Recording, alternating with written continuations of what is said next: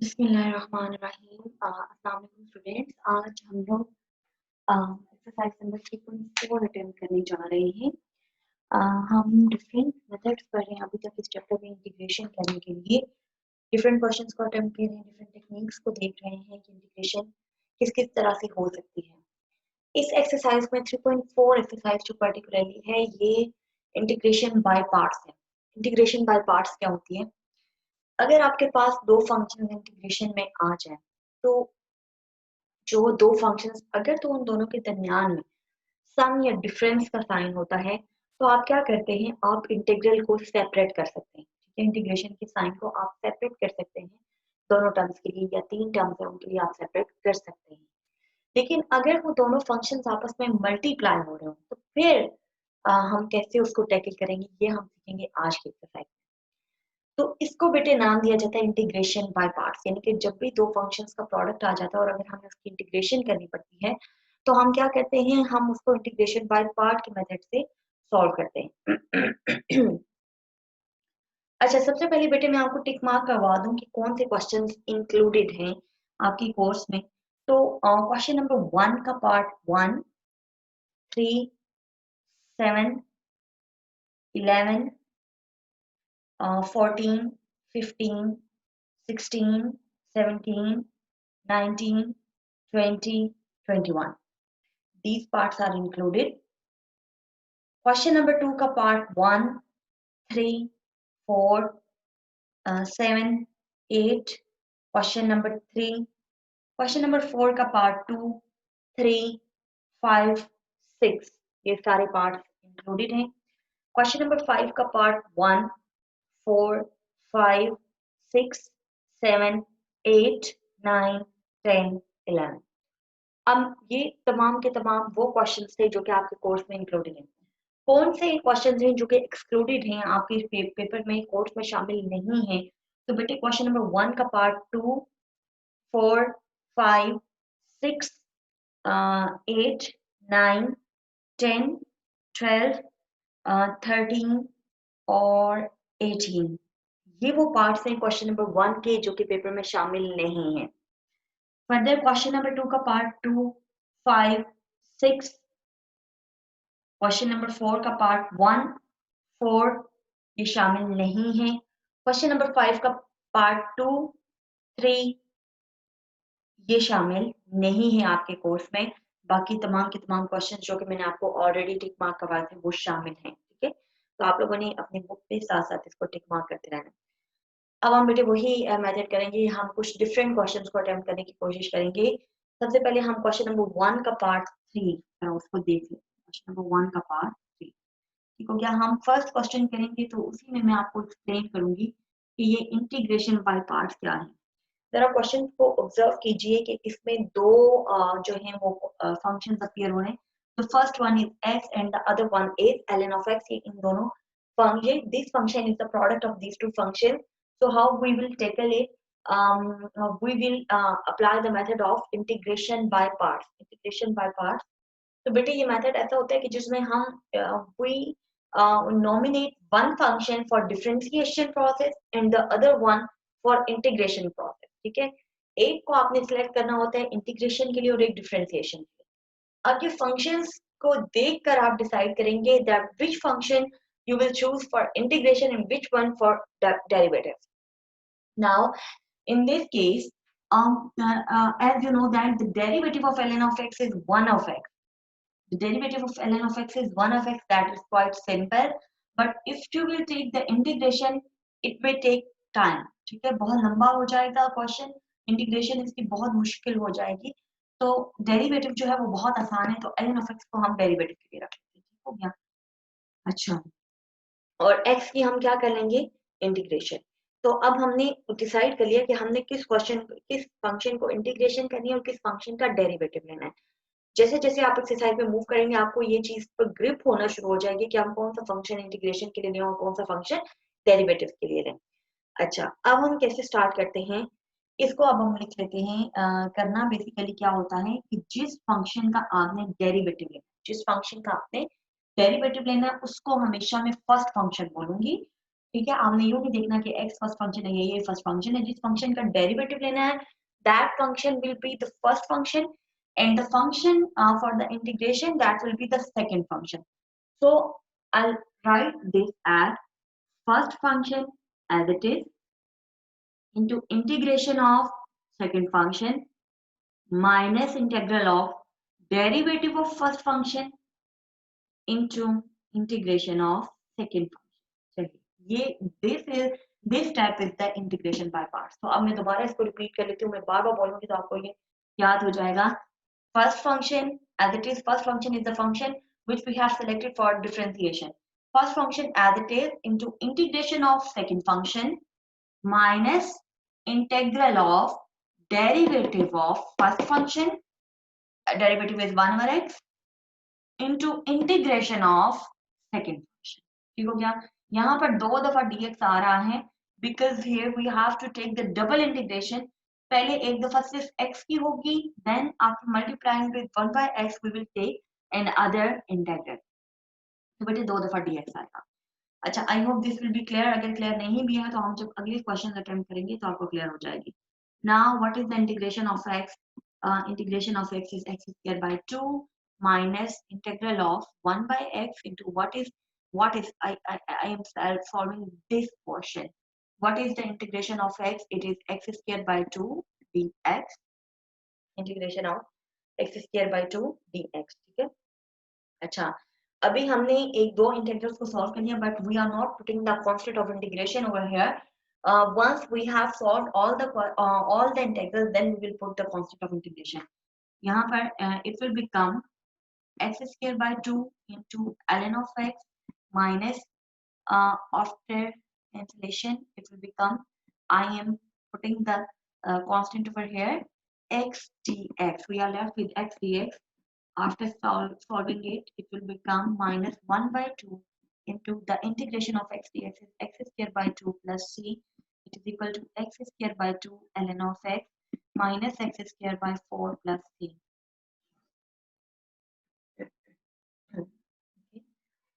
Further, we can take common x square by 2. Then we will be left with ln of x minus x square by 2 plus c. And sorry, x square by 2 is 1 by 2. 1 by 2. And this is the answer. This is the answer. Okay. अब बेटे हम मुझे उम्मीद है कि आप लोगों को समझ आ गया होगा कि हमने कैसे सॉल्व किया है. अब बेटे हम क्वेश्चन नंबर 7 की तरफ जाते हैं. इस एक्सरसाइज में भी वही अप्रोच है कि डिफरेंट प्रॉब्लम्स जो कि मुख्तलिफ तरीकों से सॉल्व हो रहे हैं, कुछ नया आ रहा है, तो वो तमाम के तमाम मैं आपको सॉल्व करवा दूं ताकि आप जब खुद एक्सरसाइज करने बैठे तो आपको कोई हर्डल ना आए.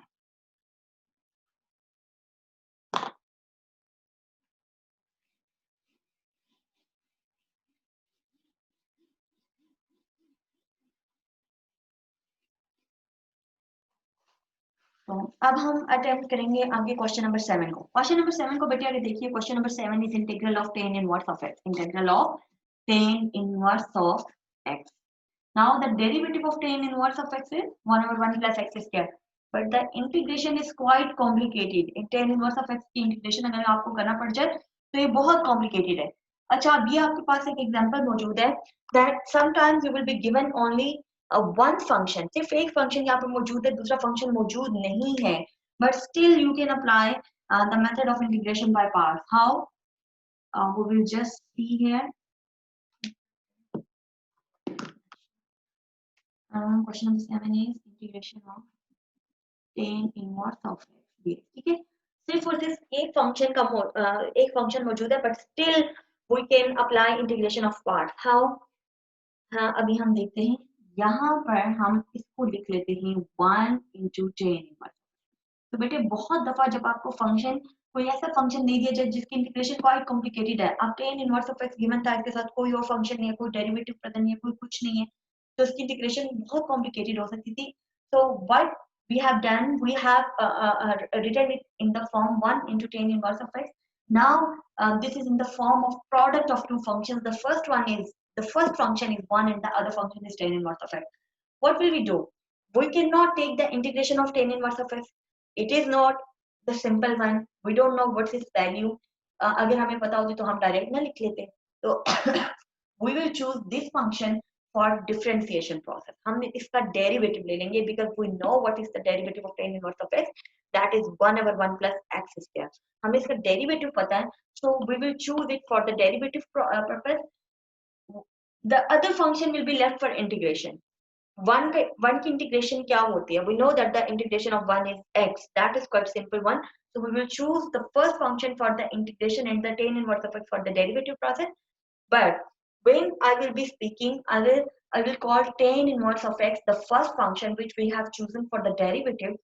I'll call it the first function and the one as the second function. So I'm writing it in the form first function as it is into integration of second function minus integral of derivative of first function. What is derivative of first function? 1/1 plus x square into integration of second function. So it is like tan inverse of x into x minus integral 1/1 plus x square into x. Further, x tan inverse of x minus, okay, I'm writing it dx.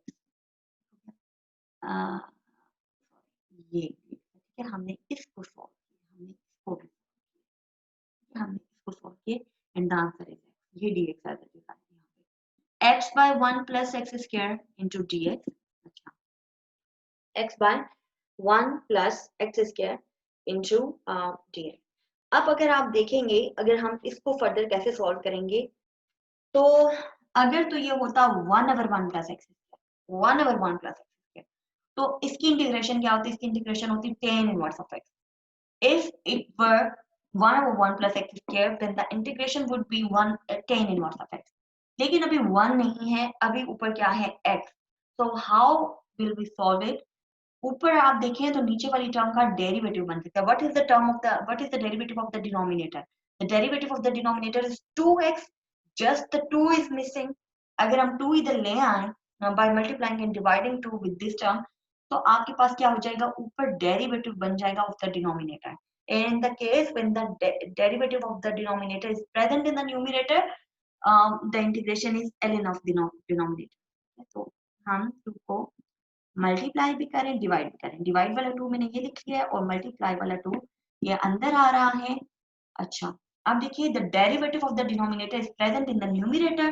So what will be the integration? The integration will be whenever the derivative of the denominator is present in the numerator, then the integration is ln of mod of 1 plus x square plus ln of mod of 1 plus x square plus c. 1 plus x square plus c and the answer is same. तो अब हम आगे चलते हैं. अब हम आगे attempt करेंगे क्वेश्चन नंबर 11. Question number 11.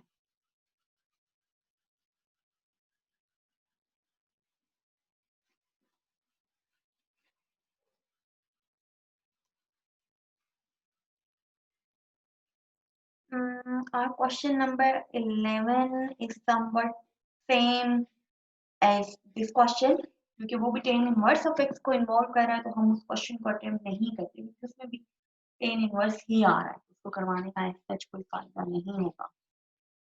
तो हम क्या करते हैं, हम अटेम्प्ट कर लेते हैं क्वेश्चन नंबर 15, जिसमें एक्सपोनेंट भी बहुत आसान है.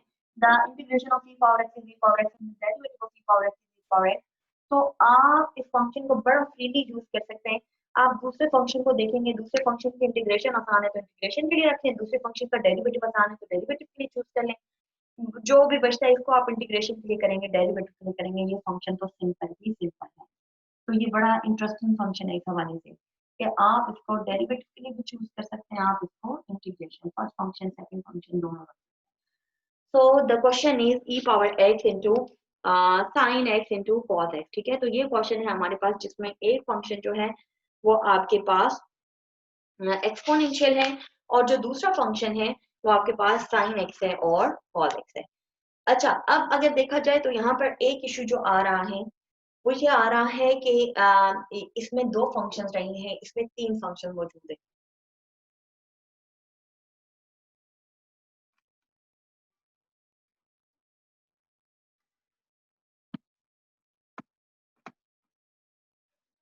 तो इसके अंदर 2 फंक्शंस मौजूद नहीं हैं, इसके अंदर 3 फंक्शंस मौजूद हैं।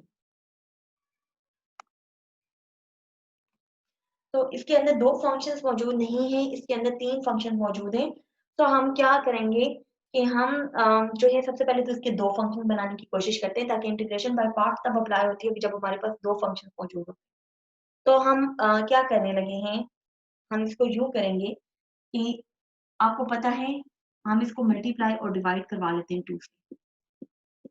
मल्टीप्लाई और डिवाइड करवा दिया है 2 से। क्या फ़ायदा होगा इसका? फ़ायदा ये होगा कि हमें यहाँ पर फ़ॉर्मूला बन जाएगा 2 sin alpha cos alpha, 2 sin alpha cos alpha. And we know that 2 sin alpha cos alpha is sin 2 alpha. 2 sin alpha, 2 sin alpha cos alpha is equal to sin 2 alpha. 2 sin alpha cos alpha is sin 2 alpha. तो अब बेटे हम आपके पास यहाँ पर 2 function बन गए हैं। The first function is e power x and the second function is sin 2x. अच्छा, अब एक बड़ी इंटरेस्टिंग सिचुएशन होगी। अब आप देखेंगे कि e पावर x का चाहे आप डेरिवेटिव ले लें, चाहे आप इंटीग्रेशन ले लें, e power x will remain as e power x. ये फंक्शन कभी भी खत्म नहीं होगा, this will remain as it is.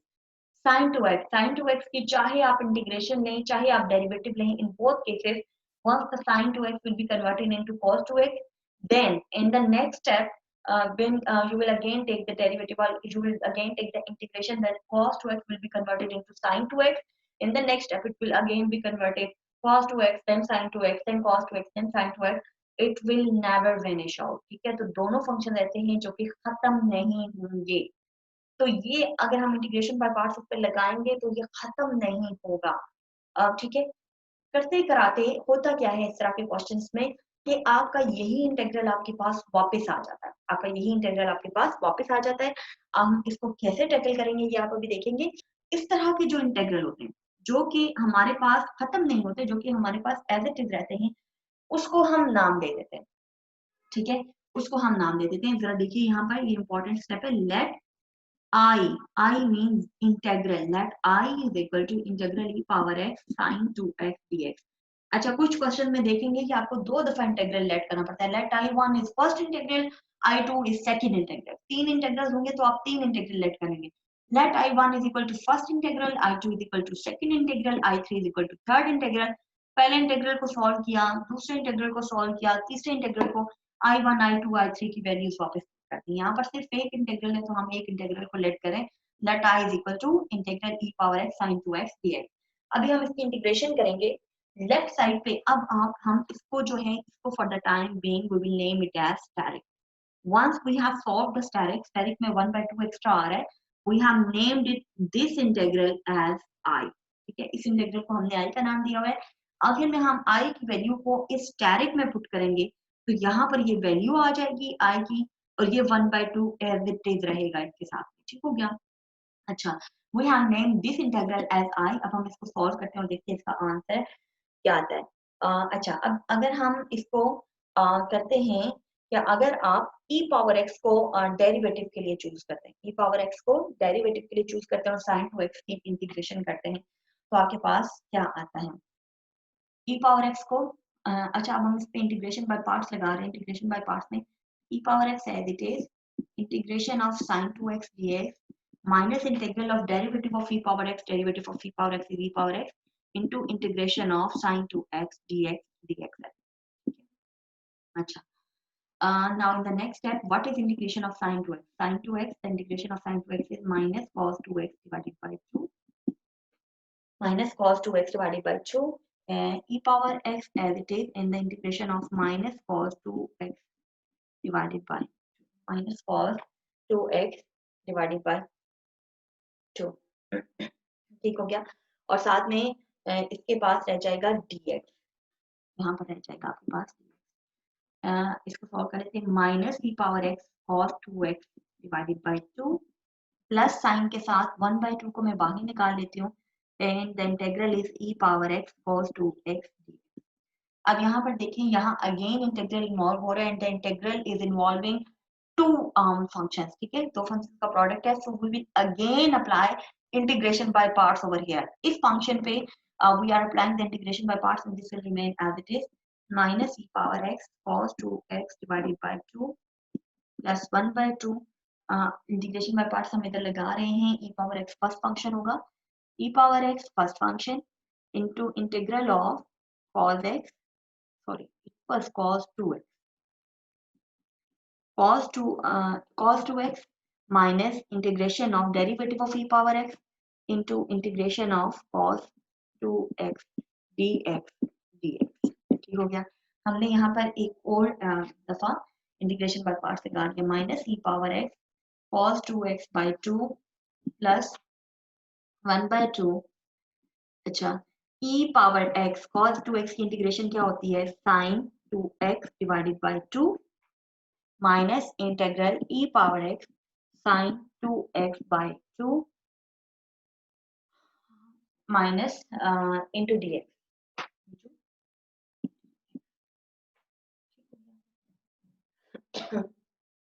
ठीक हो गया. तो ये हमारे पास आ गया है. अभी तक जब हम आखिरी बार इंटीग्रेशन करेंगे, जब हम इंटीग्रल को रिमूव होने वाला होता है, आखिरी बार इंटीग्रेशन कर रहे होते हैं, तब हम कांस्टेंट ऑफ इंटीग्रेशन फेस करते हैं. अभी तक हमने कांस्टेंट ऑफ इंटीग्रेशन फेस नहीं किया.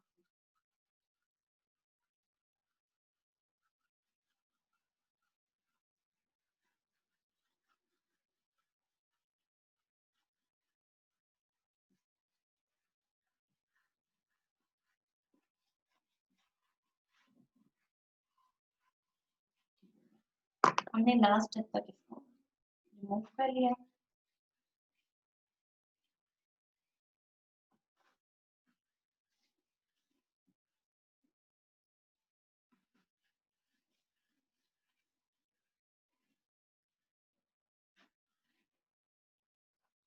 अच्छा, अब हम इसको कर लेते हैं, इसको इसी नेक्स्ट स्टेप से हम आगे चल रहे हैं. इसकी लेफ्ट साइड पर I minus e power x cos 2x divided by 2. अच्छा, प्लस 1 by 2.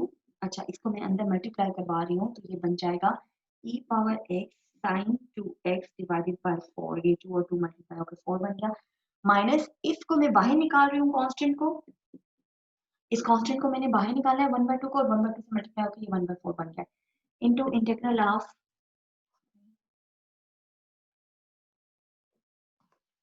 अच्छा इंटीग्रल ऑफ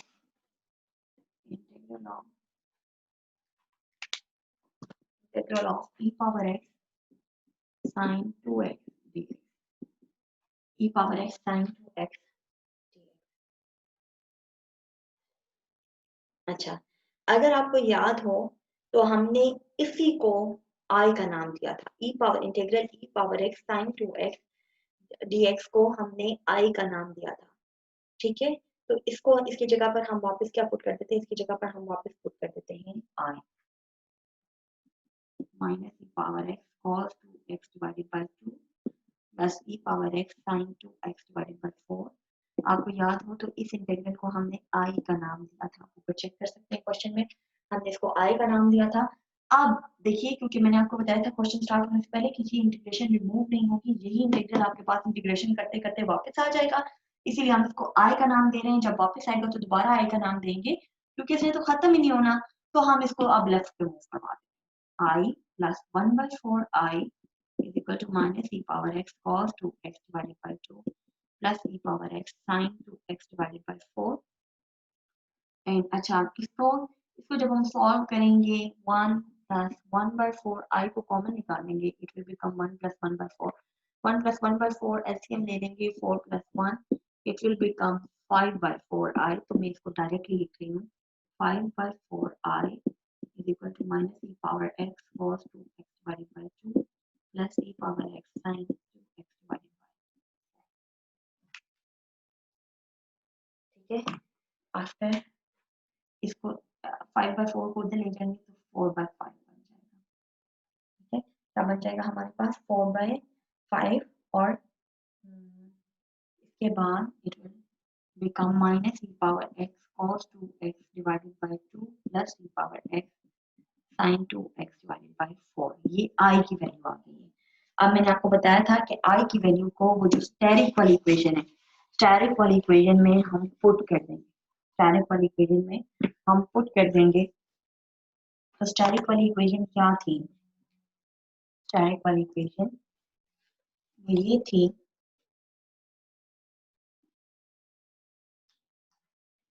अच्छा स्टेरिक वाली इक्वेशन क्या थी? अगर आपको याद हो, स्टेरिक वाली equation was e power x sin x cos x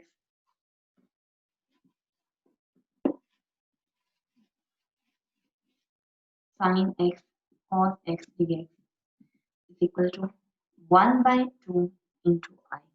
ये आया था हमारे पास। अब हम इसमें वैल्यू पुट करने जा रहे हैं 1 by 2 into 4 by 5 into e minus e power x cos 2x divided by 2 plus e power x sin 2x divided by 4। ये आ गया हमारे पास। अच्छा, अब इसमें हम क्या कर सकते हैं?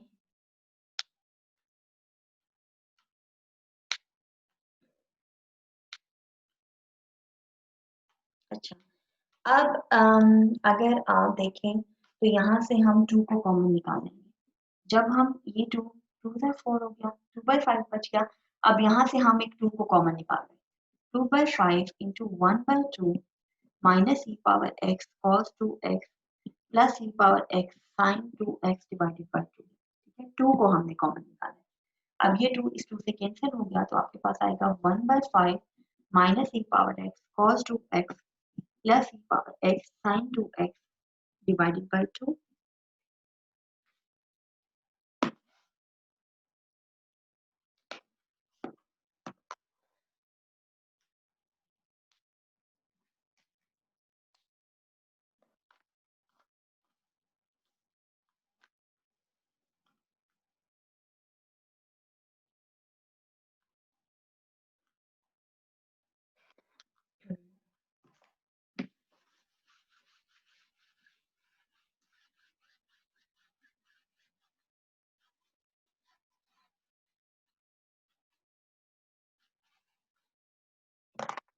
बहुत ज्यादा लेंथी हो रहा है।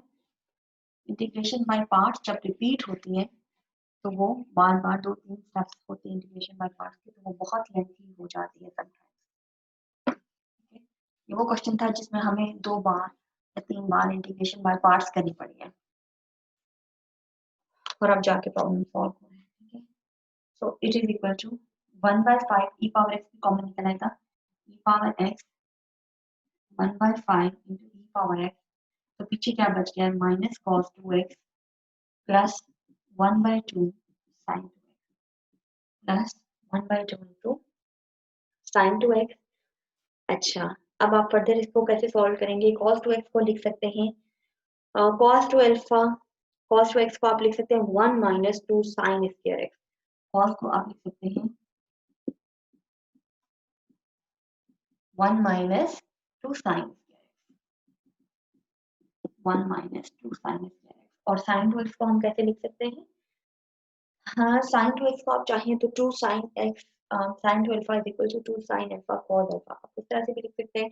और आप चाहें तो आप साइन 2x की फॉर्म में ही आप अपना आंसर दे सकते हैं। It is equal to 1 over 5 into e power x 2 sin square x minus 1 plus 2 sin 2x। ठीक हो गया। और यही वो फॉर्म है कि जिसमें आंसर बुक में पीछे गिवन है। ठीक है, तो हम इसको एज इट इज। अच्छा, अब ये था क्वेश्चन नंबर 15 जिसमें हमने देखा कि जिसमें 3 फंक्शंस आ रहे थे और हमने उसको टैकल किया है। अब बेटे हम जा रहे हैं क्वेश्चन नंबर 21 की तरफ। क्वेश्चन नंबर 21 की तरफ, और उसको देखेंगे कि क्वेश्चन नंबर 21 इन्वॉल्व कर रहा है साइन इनवर्स ऑफ एक्स को। क्वेश्चन नंबर 21 इन्वॉल्व कर रहा है साइन इनवर्स ऑफ एक्स को। तो हम देखते हैं कि उसको कैसे टैकल करना है बाय इंटीग्रेशन बाय पार्ट्स। तो question number 21 is integral x sin inverse of x divided by under root 1 minus x square into d. अब अगर देखें तो इंटरेस्टिंग सिचुएशन है। The derivative of sine inverse of x is 1 over under root 1 minus x square. the derivative of sin inverse of x is 1 over under root 1 minus x square. ठीक है, x साथ में extra है, x साथ में extra है, ठीक है। तो अगर आप सबसे पहले तो हम इसमें थोड़ी सी सब्स्टिट्यूशन कर लेते हैं। इंटीग्रेशन बाय पार्ट्स जो है वो हम डायरेक्टली अप्लाई नहीं करेंगे, हम सबसे पहले इसमें सब्स्टिट्यूशन कर लेते हैं। मैंने जैसे कि आपको बताया कि आपको एक चीज क्लियर कट नजर आ रही है कि साइन इनवर्स ऑफ एक्स जो फंक्शन है उसका डेरिवेटिव साथ में प्रेजेंट है। The derivative of sine inverse of x is 1 over under root 1 minus x square.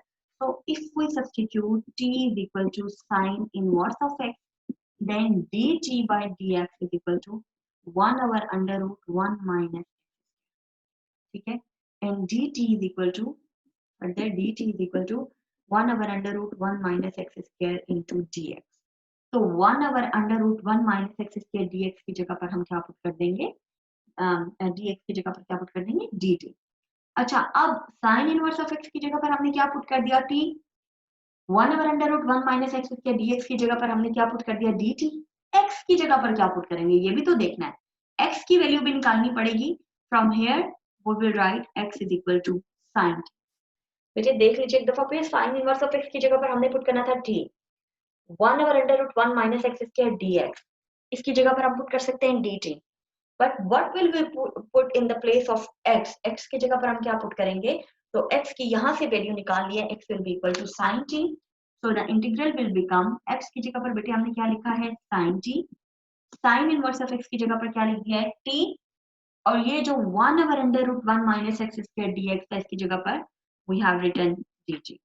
अब देखिए, अब ये बहुत सिंपल सी एक चीज बन गई है, t sin t dt। Now there are two functions present over here, the first function is t and the other one is sin t। तो अब बहुत क्लियर है कि sin t का इंटीग्रेशन लेंगे या डेरिवेटिव लेंगे, sin t का इंटीग्रेशन या derivative, in both the cases sin will be sin once will be converted into cos t, then sin t, then cos t, then sin t, it will never ever vanish in both the cases, in the case of the derivative and in the case of the integration। But if we consider t, अगर आप इसकी integration करते हैं then the powers will be increasing in every step, ठीक है। पहले ये t square बनेगा, then it will become t cube, then t4, then t5, it will never vanish if we choose this function for integration purpose। But if you will take its derivative, then t, the derivative of t will be 1 and it will vanish out। अगर आप इसका derivative लेते हैं तो इसका derivative क्या बन जाएगा, t, और ये क्या हो जाएगा, ये वेनिश हो जाएगा, तो आपकी इंटीग्रेशन सिंपल हो जाएगी। So we will choose t for the derivative purpose, we will choose t for the derivative purpose. तो बेटे हम इसको जल्दी से तरह लिख लेते हैं, first function as it is into integration of second function minus integral of derivative of first function is 1 into integration of second function in dt becomes here 2 times sin की इंटीग्रेशन क्या होती है, minus cos t minus integral 1 into so what is the integration of sin t, it is equal to minus cos t dt। अच्छा, this minus minus will be become plus cos t integral cos t dt, and what is integration of cos t, the integration of cos t is sin t, the integration of cos t is sin t and plus the constant of integration, plus the constant of integration। Now we have to reverse substitute, we have to make the reverse substitution। In order to make the reverse substitution, what is the value of sin t, the value of sin t is x, but what is the value will be, what is the value of t, the value of t is sin inverse of x, but what will be the value of cos t, ऐसा एक question में already हो चुका है, cos t की value तो हमें पता ही नहीं है, then what will we do, we will convert this cos into sin, ये क्वेश्चन में हम पहले कर चुके हैं। Therefore I am writing it directly in the form 1 minus sin square t। You know that cos square t is 1 minus sin square t, cos square t is 1 minus sin square t, cos t will be under root 1 minus sin square t, cos square t is equal to 1 minus sin square t, cos t will be under root 1 minus sin square t, ठीक हो क्या। अच्छा, plus sin t plus c, now I am making the reverse substitution। what is t, t is sin inverse of x under root 1 minus, what is sin square t, sin t is x, sin square t will be x square plus sin t is x plus c, ठीक हो क्या। तो अब हम इसको जरा rewrite कर सकते हैं। रीराइट हम इसको किस फॉर्म में करेंगे, हम इसको लिख सकते हैं x minus under root 1 minus x square into sin inverse of x plus sin inverse of x plus ठीक हो गया। तो ऐसे ही क्वेश्चन हमारे पास सॉल्व हो गया। अब हम चलते हैं, ऐसे क्वेश्चन नंबर 1 आपका कंप्लीट हो गया है। क्वेश्चन नंबर 2 में से बेटे क्वेश्चन नंबर 2 में से हम अटेम्प्ट कर लेते हैं इसका पार्ट 3 का पार्ट। तो बहुत लंबी एक्सरसाइज है।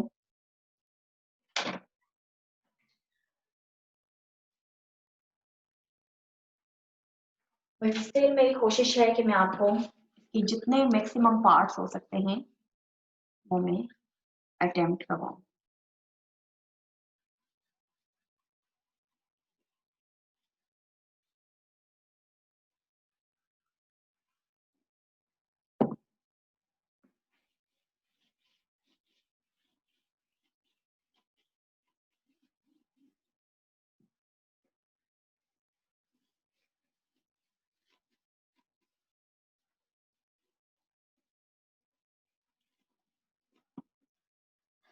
हाँ, क्वेश्चन नंबर 2 में से बेटे हम इसका पार्ट 3 अटेम्प्ट कर लेते हैं। क्वेश्चन नंबर 2 का पार्ट 3, क्वेश्चन नंबर 2 का part 3 is integral e power x sin 2x cos x dx cos x dx। हो गया। अच्छा, अब इस क्वेश्चन में अगर देखिए अगेन आपके पास क्या हो रहा है, अगेन आपके पास 3 फंक्शंस आ रहे हैं, ठीक है। ये वो क्वेश्चन है कि जिसमें हमें लेट करने पड़ेंगे integral, first integral and second integral. तो हम इसको नाम दे रहे होंगे I1 और I2 का। सबसे पहले तो देख लीजिए बेटे कि हमने लास्ट क्वेश्चन में भी क्या किया था कि जब भी आपके पास 3 फंक्शन आ रहे थे, since there is no shortcut method for solving 3 functions, the product of the 3 functions, so what will we do, हमने लास्ट क्वेश्चन में we have converted this question into the product of 2 functions। तब हमने एक formula बना लिया था 2 sin alpha cos alpha sin 2 alpha, लेकिन यहाँ पर वो फॉर्मूला भी नहीं बन सकता। दिस इज अल्फा को सेम होना चाहिए था, एंगल को सेम होना चाहिए था। वहां पर x था, यहाँ पर भी x था, तो हो गया था। यहाँ पर 2x है और यहाँ पर x है, तो यहाँ पर अब वो जो हमारे पास फॉर्मूला था वो हम अप्लाई नहीं कर सकते यहाँ पर, ठीक हो गया। वो फॉर्मूला अप्लाई नहीं हो सकता। अच्छा, अब हमारे पास एक और फॉर्मूला होता था जब हमारे पास फॉर्मूला एंगल सेम होता था, जैसे दोनों में अल्फा होता था, 2 sin अल्फा cos अल्फा, तो फॉर्मूला होता था sin 2 अल्फा। लेकिन जब हमारे पास एंगल डिफरेंट होता था, ठीक है, साइन का एंगल अल्फा होता था और कॉस का एंगल बीटा होता था, जैसा कि इस केस में एक का एंगल 2x है, दूसरे का एंगल x है, देन फॉर्मूला क्या होता था आपके पास, 2 sin alpha cos beta is sin alpha plus beta plus sin alpha minus beta. 2 sin alpha 2 sin alpha cos beta 2 sin alpha cos beta, इसका क्या फॉर्मूला होता था, sin alpha plus beta plus sin alpha minus beta, ठीक है। अच्छा, अब जरा इस फॉर्मूला को लगाने के लिए यहाँ पर 2 मौजूद होना चाहिए, नहीं है तो हम क्या करेंगे, हम 2 को मल्टीप्लाई भी करवा लेते हैं और डिवाइड भी करवा लेते हैं। बोर्ड थोड़ा छोटा है, इस क्वेश्चन के लिए भी प्रोबेबली हमें 2-3 दफा इरेज करना पड़ेगा। 2 साइन, अब ये वो फॉर्म बन गई है 2 sin अल्फा cos बीटा, तो यहाँ पर ये दिस इज द फॉर्म, यहाँ पर हम ये फॉर्मूला आप लगाने जा रहे हैं 2 sin alpha cos beta, alpha यहाँ पर आप समझ लें 2x है and beta is equal to, अच्छा 1/2 integral e power x 2 sin alpha cos beta, इसकी जगह पर हम क्या लिखेंगे sin alpha plus beta plus sin alpha minus beta and dx। इसको फर्दर हम लिख सकते हैं e power x sin 3x plus अच्छा इसको मैं ब्रैकेट में कर लेती हूँ फिलहाल, sin x dx। अब हम इसको मल्टीप्लाई कर लेते हैं e power x sin 3x plus e power x sin x और dx। अच्छा, अब हम इंटीग्रेशन को सेपरेट कर लेंगे, integral e power x sin 3x dx plus, अच्छा ये 1/2 जो है वो दोनों के साथ है, plus integral e power x sin x dx। अब हम करेंगे क्या, अच्छा लेट अब हम फर्स्ट इंटीग्रल को नाम दे रहे हैं I1 का, सेकेंड इंटीग्रल को नाम दे रहे हैं I2 का। हमने इस फर्स्ट इंटीग्रल को नाम दिया है, we have named it as I1 and this second integral as I2। ठीक है, where I1 is equal to integral e power x sin 3x dx and I2 is equal to integral e power x sin x dx। अच्छा, अब बेटे आपने करना यूं है, we will name this equation। ठीक है, इस इक्वेशन की जो लेफ्ट साइड है वो वही क्वेश्चन होगा sin 2x cos x dx। ठीक है, लेफ्ट साइड वही। अच्छा, we will name this as static। आपने अपनी नोटबुक्स पर नोट करना है कि we will name it as static। आगे क्या करना है, I1 जो फर्स्ट इंटीग्रल है, अब हम दोनों को स्टेप बाय स्टेप चलाते जाएंगे, चला सकते हैं लेकिन वो बहुत कॉम्प्लिकेटेड होता जाएगा।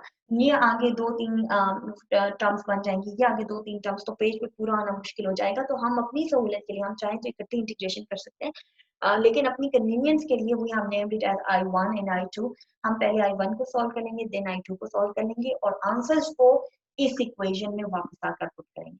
अब I1 को मैं आपको यहाँ पे सॉल्व करवा रही हूँ, I2 का सिर्फ मैं आंसर लिख दूंगी, I2 को मैं इधर सॉल्व नहीं करवाऊंगी। I2 को आपने खुद सॉल्व करना और आंसर को मैच कर लेना है, जो मैं आंसर लिखवाऊंगी वही आता है, क्योंकि अगर मैं सारा सॉल्व करवाऊंगी तो क्वेश्चन बहुत लेंथी होता जाएगा।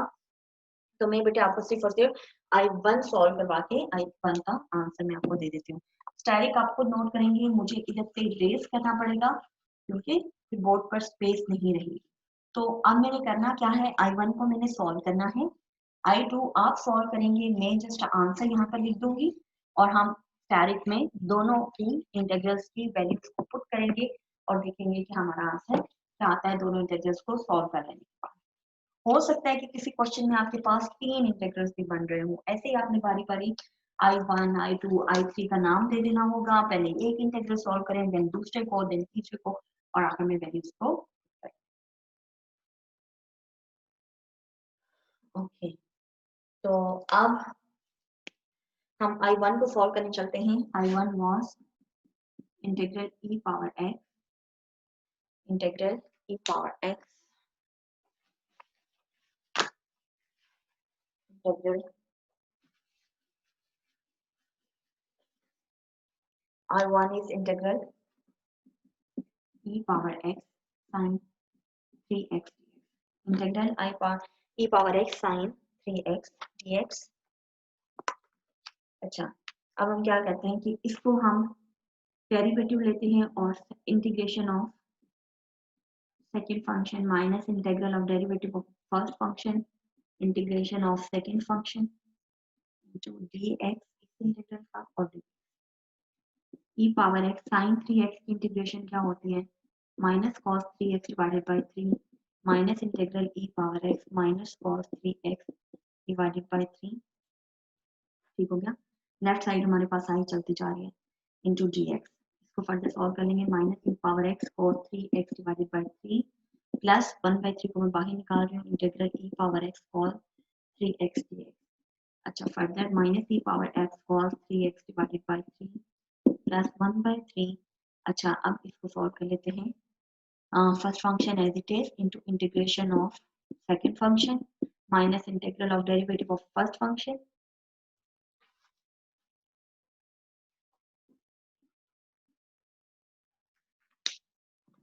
Integral of derivative of first function into integration of second function. ठीक हो गया, it is equal to minus e power x cos 3x divided by 3 plus 1/3 integration is sin 3x divided by 3 minus e power x integral of, उसकी integration again क्या हो जाएगी, sin 3x divided by 3 dx। अच्छा, minus e power x cos 3x divided by 3 plus 1/9 e power x sin 3x। अच्छा, अब मैं इसको और इसको मल्टीप्लाई करवा रही हूँ, minus 1/9 integral e power x sin 3x dx। अगर आप ऑब्जर्व करें तो e power x sin 3x dx is I, तो मैं इसको I पुट कर देती हूँ cos 3x divided by 3 plus 1 by 9 e power x sin 3x minus 1 by 9 I। ठीक है, इसको मैंने I पुट कर दिया है। अगले स्टेप में हम इसको इधर शिफ्ट करवा देंगे। I plus 1 by 9 I is equal to minus e power x cos 3x by 3 plus 1 by 9 e power x sin 3x। अच्छा, अब ये जो I को अगर आप इधर से कॉमन ले लेंगे, लेफ्ट साइड पे I को हम कॉमन लेने के पीछे क्या बचेगा, 1 plus 1 by 9। क्या बचेगा, 1 plus 1 by 9। और उसको जब हम सॉल्व करेंगे तो क्या आएगा, 9 plus 1 by 9 और फर्दर नेक्स्ट स्टेप में आ जाएगा 10 by 9। ठीक है, तो वो मैं डायरेक्टली वो जो मैंने रेफर किया मैं इधर लिख लेती हूँ, 10 by 9 I is equal to minus e power x cos 3x divided by 3 plus 1 by 9 e power x sin 3x।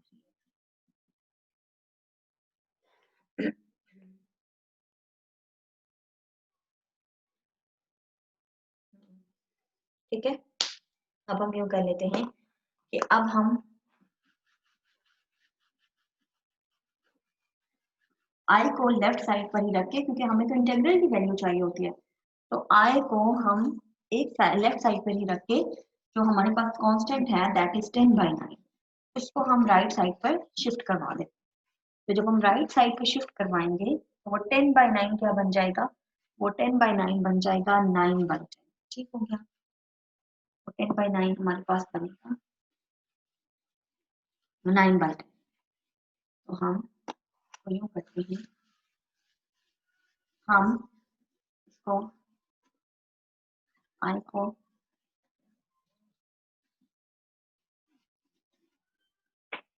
अच्छा, अब हम I को क्या करते हैं कि I को इधर ही रख के हम इसको इधर शिफ्ट करवा देते हैं। It will become 9 by 10 into minus. ठीक है, अब हम इस तरफ क्या करते हैं, एलसीएम ले लेते हैं। LCM minus 3 E power x cos 3x plus ई पावर एक्स साइन 3x। ठीक हो गया, ये 9 9 के साथ cancel, I is equal to 1 by 10 minus 3। अच्छा, ई पावर एक्स को भी हम कॉमन ले लेते हैं, ई पावर एक्स को भी हमने कॉमन ले लिया, तो ये क्या बचेगा, minus 3 cos 3x plus sign 3x। ये आ गई है हमारे पास I1 की value. Sorry, it was I1। बेटे आपने इसको, मैं इसको आई लिखती गई हूँ, इट वाज I1। आपने काइंडली इसको करेक्शन कर लेनी है, ये यहाँ जहाँ पर मैंने आई लिखती गई हूँ इट वाज I1, तो आपने इसको I1 ही लिखना है। ठीक हो गया। अब बेटे I2 की वैल्यू क्या आएगी, I2 की वैल्यू मैं डायरेक्टली लिख रही हूँ। The value for I2 will be I2 is equal to minus E power x cos x plus E power x sine x, ये आप खुद सॉल्व करेंगे और वैल्यू लेकर आएंगे, डिवाइडेड बाय 2 डिवाइडेड बाय 2। अब I1 और I2 की इन दो वैल्यूज को आपने स्टेरिक वाली जो इक्वेशन थी उसमें पुट कर देना है। स्टेरिक वाली इक्वेशन में पुट करेंगे, what will it become, E power x sin 2x into cos x dx is equal to, अच्छा 1 by 2 वहां पर आ रहा होता था, अगर आपको याद हो 1 by 2 आ रहा था और अंदर I1 plus I2 था।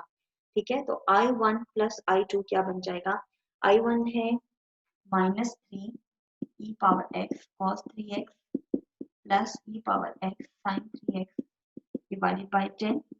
ठीक हो गया। अच्छा,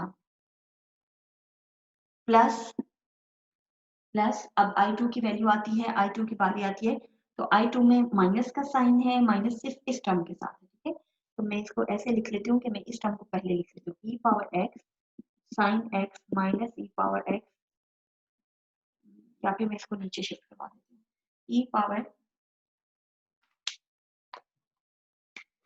एक्स साइन एक्स माइनस ई power x cos X divided bye.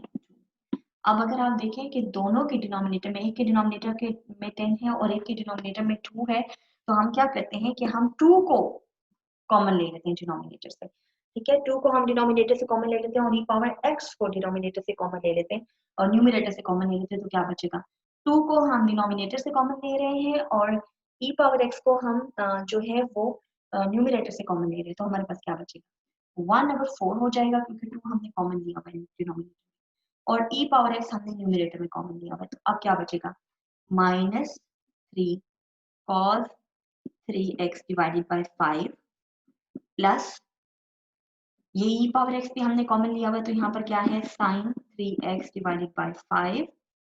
यहाँ पर देखिए, यहाँ पर 1/2 हमने कॉमन लिया हुआ है, e पावर x भी कॉमन लिया हुआ है, sin x minus cos x। ठीक है, तो ये आपके पास, और plus constant of integration, plus constant of integration जो कि आप इधर निकालेंगे। तो ये आपके पास आंसर आ गया है। हमने क्या किया लास्ट स्टेप में, हमने जो e पावर x है उसको हमने न्यूमरेटर से कॉमन लिया और 2 को हमने डिनोमिनेटर से कॉमन लिया, तो आपके पास ये आंसर आ गया है। ठीक हो गया, होपफुली आपको ये चीजें क्लियर हो गई होंगी। अब बेटे मैं क्वेश्चन नंबर 3, 4 और 5 के जो पार्ट्स हैं उनको मैं नेक्स्ट वीडियो में मैं आपको शेयर करूंगी, बिकॉज ये वीडियो बहुत लेंथी होती जा रही है, बहुत लंबी होती जा रही है। तो मैं नेक्स्ट वीडियो में इंशाल्लाह आपको वो क्वेश्चन बाकी जो है वो मैं आपको आपके साथ शेयर करूंगी।